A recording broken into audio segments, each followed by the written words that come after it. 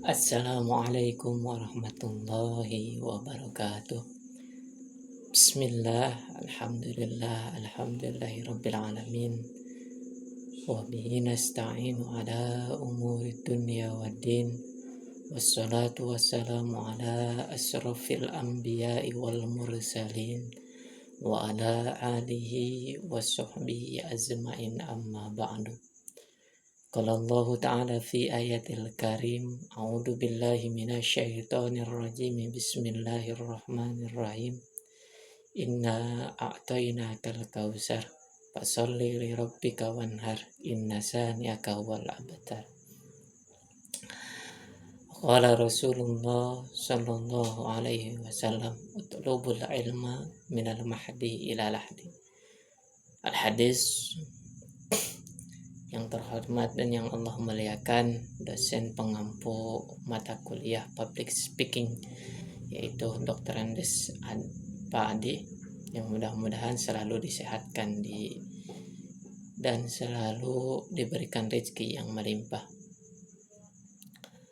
Pertama-tama, tidak ada kata yang tersirat dari lidah yang tak bertulang ini melainkan kata puja-puji syukur kita kehadirat Allah ilahi Rabbi yang telah memberikan kita nikmat sehat serta nikmat iman Islam, sehingga kita masih bisa bertemu mencek suntamah riung mumpulung bongkok ngaronyok di video learning journal pada kesempatan kali ini. Salawat serta salam semoga tetap tercurah limpahkan kepada junjungan aram, penegak kebenaran, pendobrak kebatilan yang tak kena lekang oleh panas dan tak kena lapuk oleh hujan, yakni Habibina wa Syafi'ina wa Maulana Muhammad sallallahu alaihi wasallam, kepada keluarganya, para sahabatnya, juga kepada kita selaku umatnya yang menantikan syafaatnya ila yaumil qiyamah. Baik teman-teman sekalian, alhamdulillah kita kembali lagi di video learning journal kali ini. Ini video, kalau nggak salah, video learning journal yang ke-12 ya.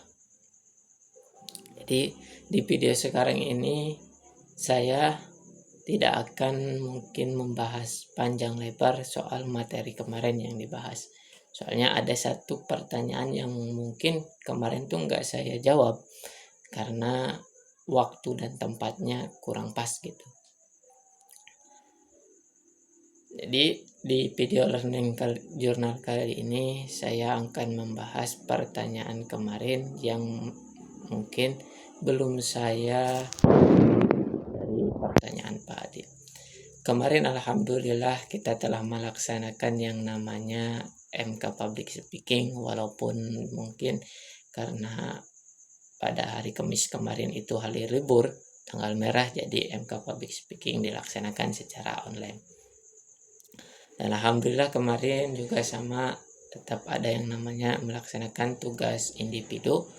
Dan salah satunya yang menarik, memang kata Pak Adi sangat menarik itu, dan saya juga sebenarnya excited dan cukup ingin yang namanya memberikan pendapat atau masukan setahu saya gitu ya. Tapi mungkin karena situasi waktu yang kurang tepat, mungkin salah saya ya, emang salah saya dari sendirinya, karena maaf sekali kemarin tuh karena saya merasa bahwa itu hari libur panjang, juga saya kelupaan kalau MK Public Speaking tuh masih dilaksanakan secara online. Jadi saya tuh main sama kakak, main. Kalau sekiranya saya buka audio, buka mic di situ, takut yang namanya ngeganggu ke teman-teman semuanya. Bukannya saya memberikan pendapat, menanggapi apa yang Pak Adi pertanyakan, malah menjadikan kelas online public speaking kita jadinya ribut, soalnya agak berisik. Makanya saya bilang di situ saya ngikut aja sama kayak teman-teman jawabannya. Sebenarnya saya mau gitu, sebenarnya saya mau ngeluarin pendapat, tapi dikarenakan apa namanya, dikarenakan waktu dan tempatnya kurang sesuai,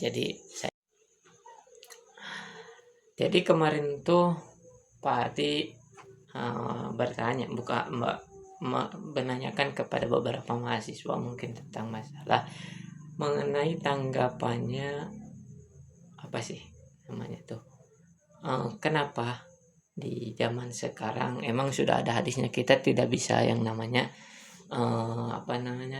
mengelak gitu, apa yang telah dihadiskan oleh Rasulullah ya pasti terjadi. Di situ di hadisnya bahwasanya dijelaskan salah satu akhir zaman ya, di kitab Nasoil Ibad dijelaskan bahwasanya manusia itu sudah meninggalkan yang namanya ahli fikih, sudah meninggalkan para ulama. Memang sekarang banyak kejadian manusia lebih yang namanya mengutamakan hal dunia dibandingkan mengutamakan hal akhirat. Kalau menurut guru saya, salah satu idola saya dalam berceramah yaitu Kiai Haji Jamaluddin, beliau berkata seperti ini,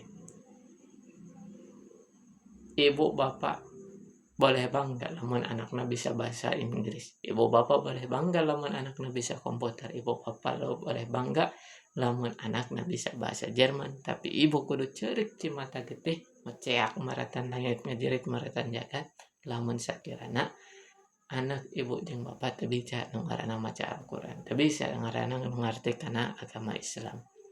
Nah, di situ kita dijelaskan bahwasanya emang zaman sekarang tuh udah sulit yang namanya anak-anak muda kayak kita sekarang tuh Gen Z untuk yang namanya belajar agama Islam, apalagi secara kapah, secara keseluruhan. Sekarang banyaknya online. Kalau online tuh banyak kelebihan dan banyak juga kekurangan. Kekurangannya ya kita bisa dapat ilmu dari siapapun, tapi kita juga nggak bisa memfilter ilmu itu dari siapa. Sedangkan di online tuh semua orang bisa berpendapat. Sekarang banyak kiai, banyak ustadz itu yang namanya belum pernah merasakan dunia pesantren, belum pernah yang namanya belajar ilmu agama. Tapi dikarenakan beliau bisa yang namanya berbicara, beliau cari-cari di Google, mungkin berbicara secara luas lah, dapat dipercaya banyak umat, tapi sedangkan beliau juga nggak ngerti gitu maksudnya itu kayak gimana, soalnya nggak ngaji dulu.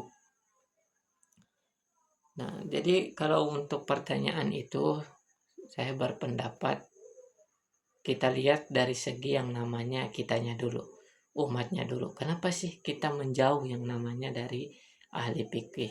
Karena yang namanya kita sekarang tuh seperti yang saya bilang itu udah mengutamakan yang namanya dunia. Jadi apa-apa tuh yang penting dunia dulu.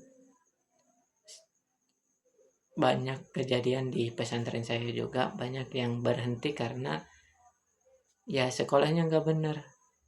Jadi utamakan dunianya dulu, utamakan sekolah. Bukan saya bilang bahwasanya sekolah itu jelek. Saya sekolah, saya kuliah ke universitas. Tapi jika kita sekolah hanya ilmu dunia aja, tidak dibarengi dengan yang namanya ilmu-ilmu pesantren, ilmu agama, yaitu hitungannya gimana ya, kurang sempurna lah, kurang bagus.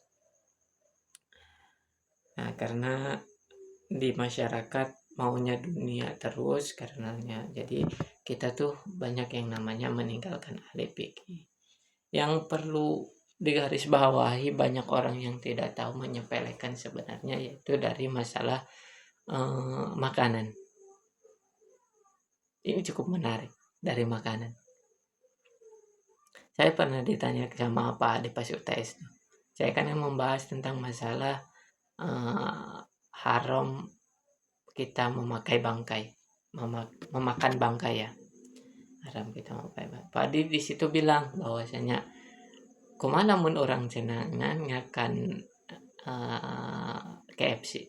Kan eta teh nyaho lamun eta dipencitna secara syar'i atau henteu. Nah, disitulah dijelaskan bahwasanya di kitab Ta'limut Ta'alim dijelaskan bahwasanya dari segi makanan itu dapat yang namanya memengaruhi pikiran atau akhlak seseorang. Kalau kita diberi makanan dengan makanan yang syubhat atau makruh ataupun baik, itu kalau sejenisnya itu haram, ya anak-anak kita, mungkin kita juga kalau diberi makanan seperti itu akan menjadi orang yang sulit untuk kayak beritahu, sulit untuk dinasehati. Makanya dari segi makanan itu harus dijaga. Kita harus benar-benar makan makanan yang sesuai dengan syariat Islam, sesuai dengan yang namanya halalnya itu pasti. Halalnya itu pasti. Sedangkan di zaman sekarang tuh banyak makanan yang seperti itu. Kita tuh nggak tahu, subhat, hitungannya subhat. Kayak kata Pak Adi tuh, makanan KFC tuh emang benar ayamnya disembelih secara syar'i, kan kita nggak tahu. Karena dari segi makanan juga itu dapat mengaruhi sebenarnya mengaruhi aktivitas kita. Nah, dan mungkin langsung singkat saja dari masalah kiainya, dari masalah ulamanya. Kenapa sih ulama-ulama sekarang tuh banyak dijauhi sama masyarakat? Kurang, yang namanya masyarakat tuh kurang percaya, jadi kurang dekat sama kiai. Ya karena kiai sekarang tuh nggak bisa yang namanya menjaga juhud dan waro. Waro itu seperti apa ya? Menjaga sesuatu dari barang sesuatu yang haram gitu, makruh. Waro, juhud. Kalau masih kiainya seperti guru kita semua, yaitu almarhum al-maghfurlah Abu Yauci, ya pasti semua orang juga mau ikut sama beliau, karena beliau adalah salah satu wali waroknya menjaga sesuatu dari barang-barang yang haram itu beliau pasti. Kalau kiai-kiai sekarang, apalagi di online, di masyarakat, banyak yang namanya kiai-kiai nggak jelas tuh ya, nggak jelas. Kalau menurut saya itu kiai kok seperti itu. Apalagi sekarang banyak oknum kiai-kiai yang merasakan yang namanya pelecehan seksual. Saya cukup kaget tuh, banyak sekarang tuh di podcast di Deddy Komojer menjelaskan, ada membahas tentang pimpinan pondok pesantren yang melakukan pelecehan seksual, cabul gitu ke santrinya. Itu kan dapat menurunkan masyarakat untuk percaya kepada kiai. Dia tidak bisa menjaga keustadzan beliau tidak bisa yang namanya kekiaian beliau tidak bisa yang namanya waro. Sundana baru juhud waro kehese.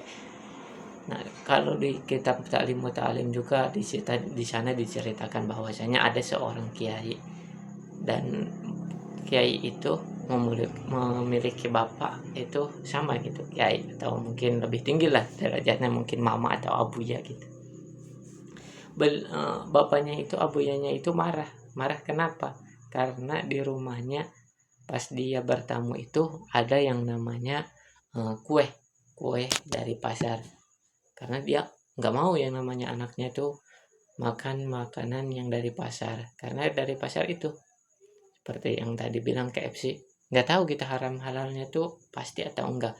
Beliau tuh makanannya tuh semua tuh tepat dari tanaman beliau, misalkan cabai nanam sendiri, tomat nanam sendiri, maksudnya beras ya nanam sendiri, makanya kita tahu kehalalnya.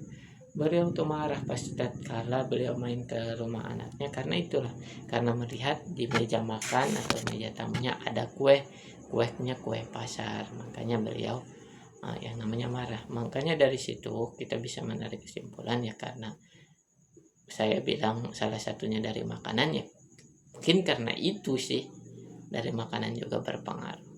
Ini udah panjang banget ya masalah itu juga, maaf. Jadi saya nggak bisa membahas tentang materi yang disampaikan kemarin, karena saya pengen banget yang namanya menyampaikan pendapat saya mengenai pertanyaan Pak Adi itu.